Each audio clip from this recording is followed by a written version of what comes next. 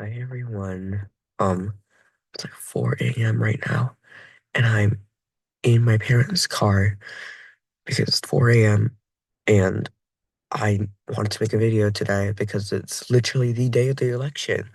Guys, we did it. We survived. We're not dead. I feel like very happy. So, wow, it's been a journey, guys. Like the one person that stayed with me. Thank you very much. I'll remember you, don't worry, some way, when I'm famous. Okay, enough of my inner monologue. We have an election to predict, don't we? We take a look at national polling results. The states of Pennsylvania and Nevada have moved into their toss-up column, meaning the election will be decided by Pennsylvania pretty much.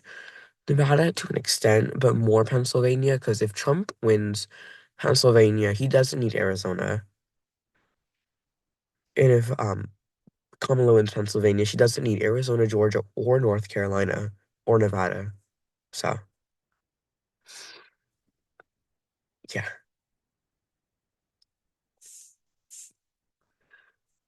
Okay. Without further ado, let's start with the safe states. Oh, wait. Actually, my bad. I'm going to go to RCP real quick.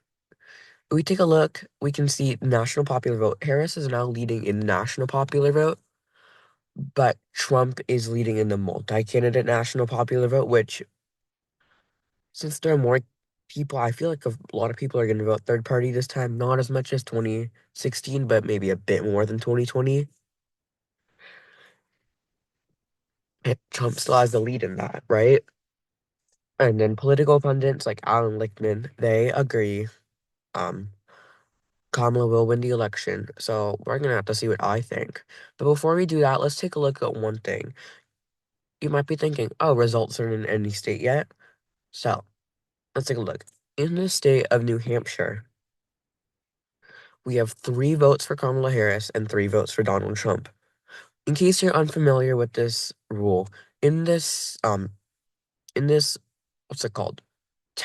Municipality of Dixville, every year, the amount of everyone who votes there votes in a quote unquote secret election at midnight. And basically, yeah, they basically are the first votes counted officially of the night. And if you take a look at here, Kamala Harris and Donald Trump are tied. However, it was 4 Republicans and 2 independents. And you might be thinking, oh, that's not good for Trump. But Biden won the entire, like, 100% of the vote. And Trump's doing better than Clinton right now, net vote wise, because a lot of people in New Hampshire split their vote third party, because New Hampshire is a more fiscally liberal, like, it's a weird state. Let's just put it that way. And without me talking anymore, let's get on to our last election prediction of 2024. Washington, Oregon, California, Colorado, Illinois, Maine's first congressional district, the state of Vermont, the state of Connecticut, Rhode Island, Massachusetts, New Jersey, Maryland, Delaware, the District of Columbia, as well as the state of Hawaii and the state of New York. I'm missing a state. Oh, Hawaii didn't characterize, that's why. Okay, these are all going to be states decided by over 15. Not much to surprise here. Colorado, I do think will, just because Republicans are losing so much ground from where they were 20 years ago. Democrats swept the Senate election, won in a huge margin in the Senate and governor's election, and also a really pro-choice state. So, for Republicans, Utah, Idaho, Montana, Wyoming, North and South Dakota, the first congressional district of Nebraska, actually the third one, Nebraska at large, Oklahoma, Arkansas, Louisiana, Mississippi, Alabama, Tennessee, Kentucky, Indiana, as well as the state of Iowa. Excuse me, I'm gonna sneeze.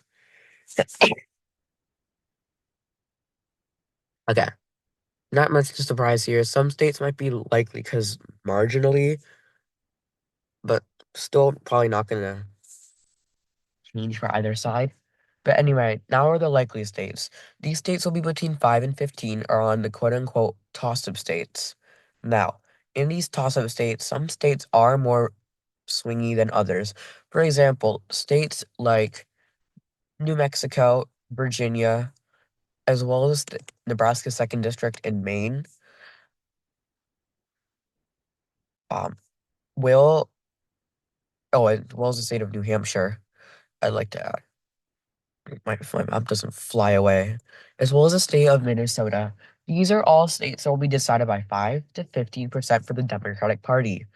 New Mexico, Minnesota, Virginia, New Hampshire, as well as Maine at large, I do think will shift Republican from where it was in 2020. Maybe not as much as in 2016 in most of these states. Probably not in like Minnesota or New Hampshire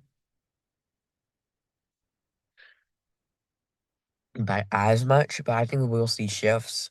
Meanwhile, in Nebraska's second congressional district, I do think it will get more bluer than 2020.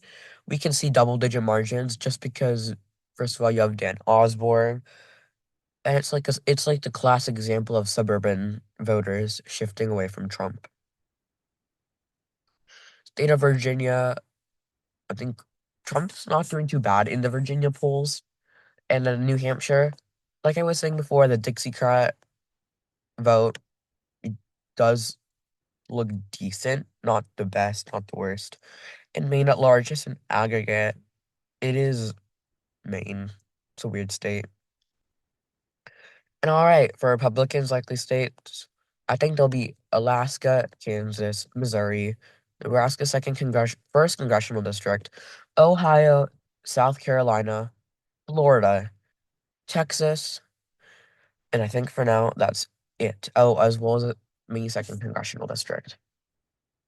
You guys see that one state I have left out on purpose, and if you've heard anything about polling data recently, I think you'll know why.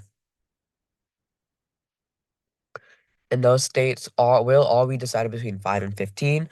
You have more conservative leaning states like Nebraska, like Kansas, Missouri, Nebraska second congressional district, as well as South Carolina, as well as the state of Alaska, and then Maine second congressional district, and Ohio, which Ohio, Texas, and Florida are closer to 5 than I would say 15. Actually, no, closer to 10 than 15.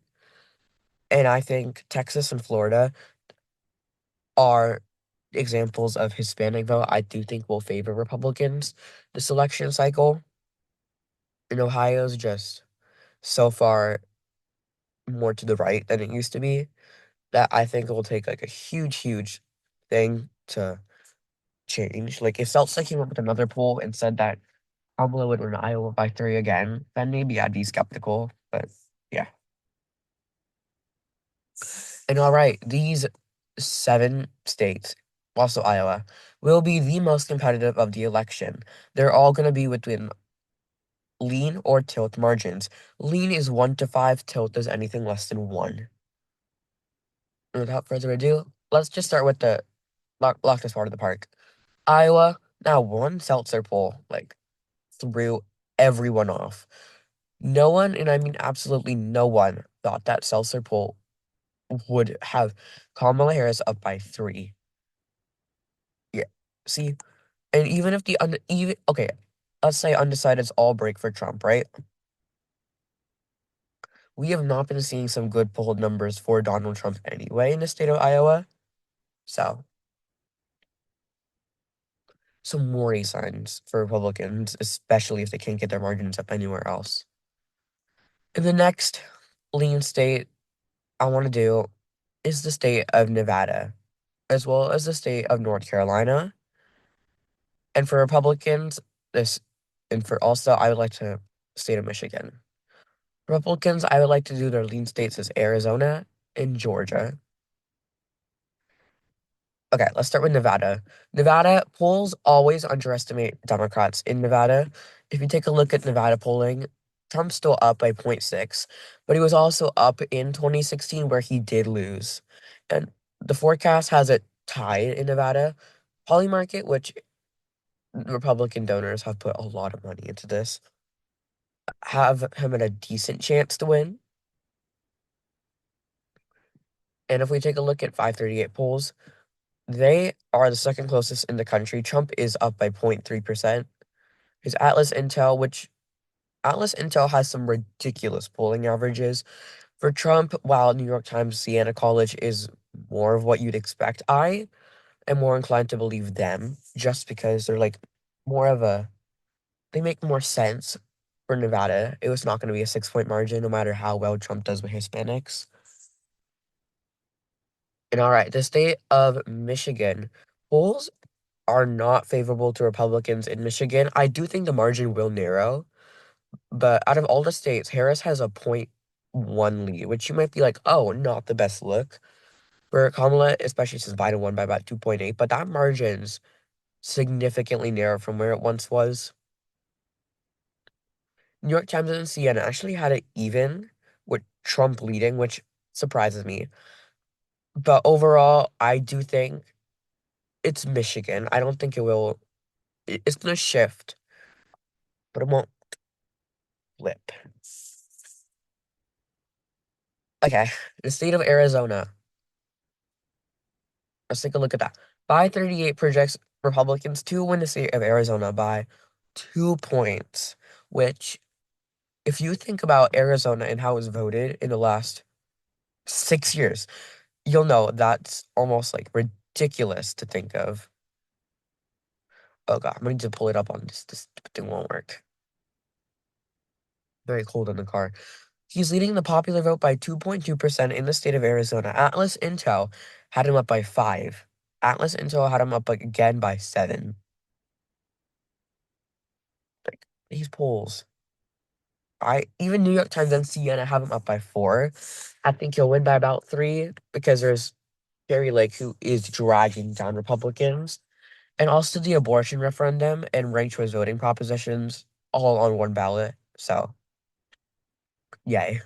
Or if you're from Arizona. Georgia. I think Georgia will defy the trends of Atlanta because currently Trump's projected to win by about 1.2. If we look at the polls, they're kind of similar to polls we'd see in Arizona, a bit more Democrat. And here's my reason why. It took the collective efforts of Stacey Abrams, Joe Biden, and all trends in Atlanta to swing at least 10 points to the left.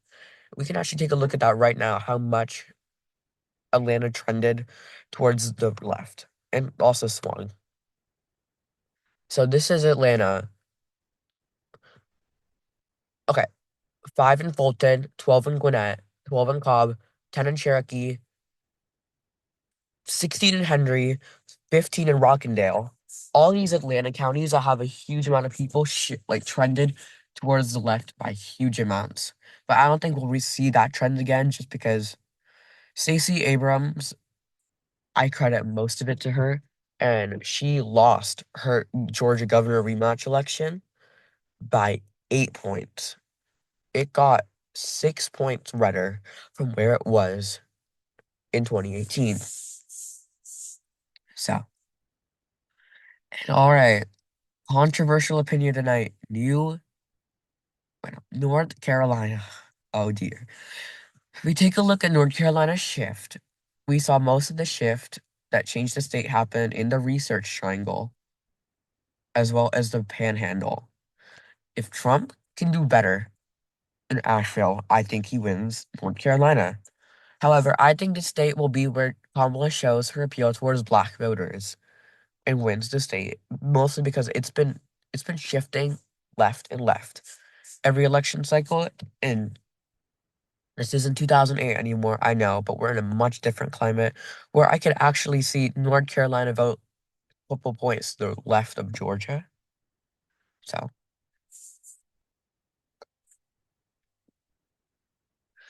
and all right, you've been waiting for tilt states. I've been debating. Actually, not really. I think Wisconsin and Pennsylvania will both be tilt states. Wisconsin and Pennsylvania historically have been Democratic states, and I don't see that changing just yet. First of all, Pennsylvania, huge Amish community, but also very huge, what's the word? Oh yeah, huge Puerto Rican community, which Trump's comedian like greatly offended at that rally. And now Harris, for the first time since a while ago, is projected to win the election. Wow. We go into election night. So just truly great stuff we see, guys. Trump is no longer favored to win the election just as soon as election day hits. What the irony. And all right, 11 hours left. Pennsylvania and Wisconsin. I just think there'll be some narrowest of narrow margins, with also Democratic down ballot effects trickling upstream maybe. Overall, I think the map will look like 292 to 246. Republicans flipped states of Arizona and Georgia, while Democrats flipped the state of North Carolina. Thank you for watching. See you all later. Bye. For the last time we'll ever do this election prediction for 2024 ever again.